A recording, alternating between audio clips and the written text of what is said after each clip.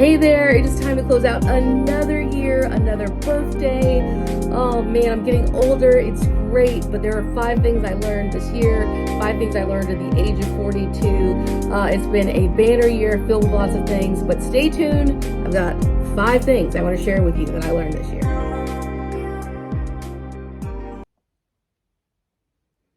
Okay, you guys, all I can say, well, I can say more than all I can say, but it has been a wild year, a wild ride.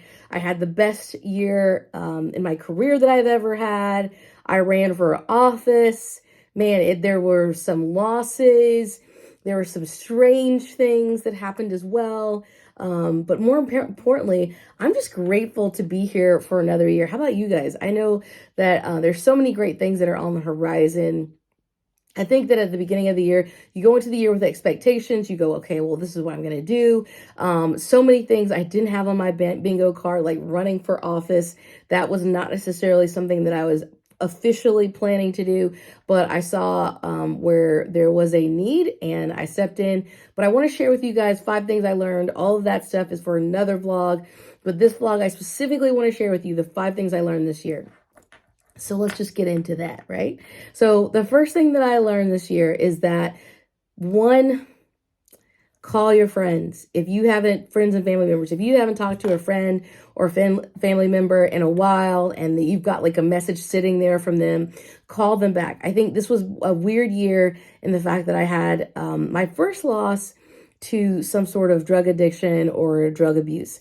And one of my dear childhood friends had messaged me a few months ago or a few months before their unfortunate passing. And I don't even think I checked my Facebook. I don't do a good job of checking my Facebook Messenger. And maybe that's also a part of part one. Number one is that just check your messages. But I wish I had checked it. Not that I could have changed anything or what ended up happening, but there's that message that will always be there that says, hey, sis, love to talk to you soon and give me a call, and you miss it. And then that last conversation that you possibly could have had with your friend is not there anymore, or your family member. So I would say, number one, always return those calls. Always, like, even if it's an inconvenience, just make those calls. That's a whole nother other vlog about drug abuse and how it affects families and friends. That's a whole other episode and how it affected me. But we're going to stick with the list. So number 2, what I learned and what I knew, it was just more solidified, is that let God fight your battles. So many times we try to get in the ring with things that are going on and we just have to let God fight our battles. And I think at the beginning or the end of last year, I had a moment where it was like God was showing me that he's going to fight my battles. I don't have to be the fighter. I don't have to always be the one in the ring, that he's going to do a great job of that on his own. And he is capable of doing it. He is capable of taking on the things that seem incapable of being overcome. And so with this election, I certainly learned that. I learned to let God fight for me. And even when there's times I wanted to take control of it and you want to be like, okay, well, I'm gonna say this back. And it was just like, I was like, no, just let me deal with this. And he did it in his way. And I didn't have to do anything except for keep trusting him. So for all you believers out there, know that God fights your battles. Number three, I would say, is pretty interesting in the way that you're always spending time with your family. But I would say as much time as you can spend with your family, your parents, things like that, do so. And wherever you are, be there.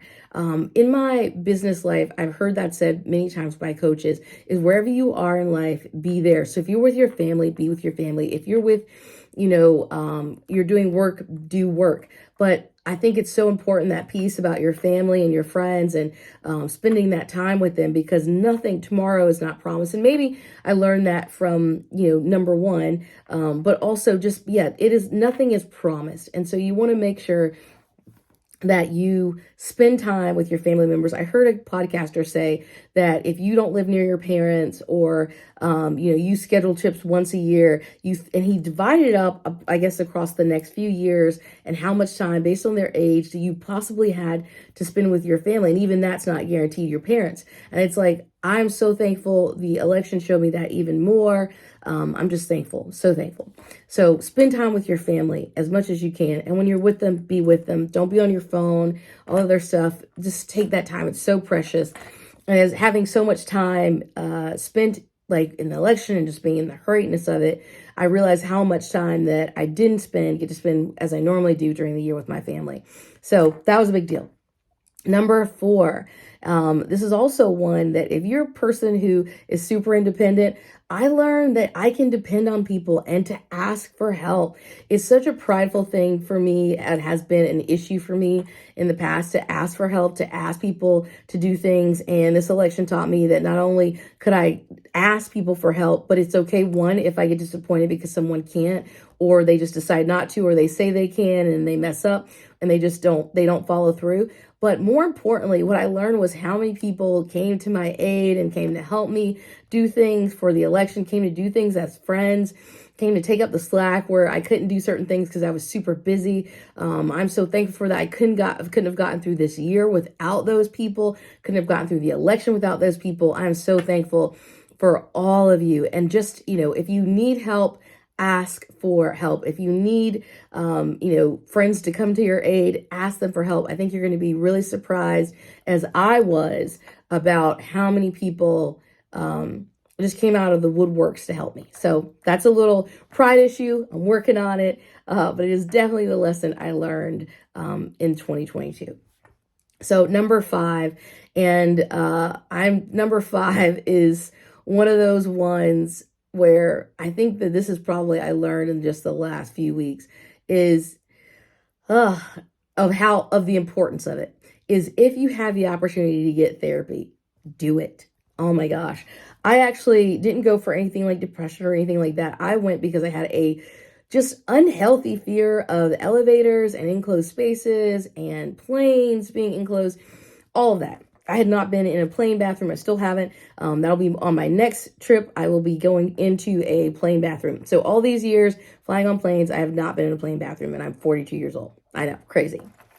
But partly because I didn't want to be enclosed. And so I was talking to, I was at a dinner with, at that time, a couple that I didn't know really well. And I was talking about the experience that we had just had in Tampa. And Kelly was telling them how I was telling him to close the doors if it was more than 4 people trying to get on the elevator. And I've been doing it my whole life. I'm saying, no, or I will hop off if the elevator gets too full, because I didn't want to be in an enclosed space. So I'm sorry to all those people who saw my husband shaking his head and me going, close it, close it, close it. It's not me, it's me. If you were that person, I am so sorry.